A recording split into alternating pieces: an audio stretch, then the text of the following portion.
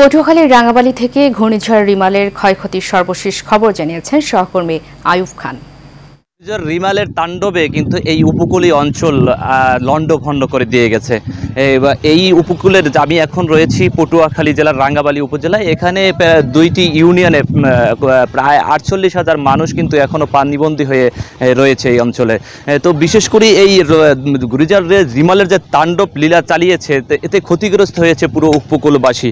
আপনাদের যদি একটু দেখাই, এই মুহূর্তে কিন্তু আমরা আমার পিছনেই কিন্তু যে সকল মানুষের যে ক্ষয়ক্ষতি হয়েছে সেই ক্ষয়ক্ষতির কিন্তু পুনরায় আবার তাদের ক্ষতিগ্রস্ত ঘরবাড়ি মেরামতের চেষ্টা চালিয়ে যাচ্ছে।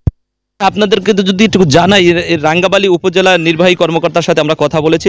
তারা আমাদেরকে জানিয়েছে রাঙ্গাবালী উপজেলায় ক্ষয়ক্ষতির পরিমাণ হলো, বাড়িঘর ক্ষতিগ্রস্ত হয়েছে 6,220টি এবং এখন পর্যন্ত পানিবন্দী হয়ে 48,000 মানুষ কিন্তু পানিবন্দী হয়ে আছে বলে আমাদেরকে জানিয়েছেন। এছাড়াও মাছের ঘেরের ক্ষতি হয়েছে 2,000, এতে আনুমানিক ক্ষতি ধরেছেন 25 থেকে 30 কোটি টাকা।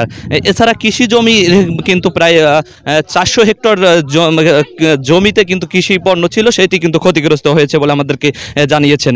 এছাড়াও গবাদি পশুর ক্ষতি হয়েছে। এছাড়াও গবাদি যে পশু রয়েছে তার মৃত্যু হয়েছে, 577টি গবাদি পশু মারা গেছে। এছাড়াও বাঁধ ভেঙেছে 9টি স্থান। বরগুনার তালতলী থেকে ঘূর্ণিঝড় রিমালের ক্ষয়ক্ষতির সর্বশেষ খবর জানিয়েছেন সহকর্মী জলিল আহমেদ।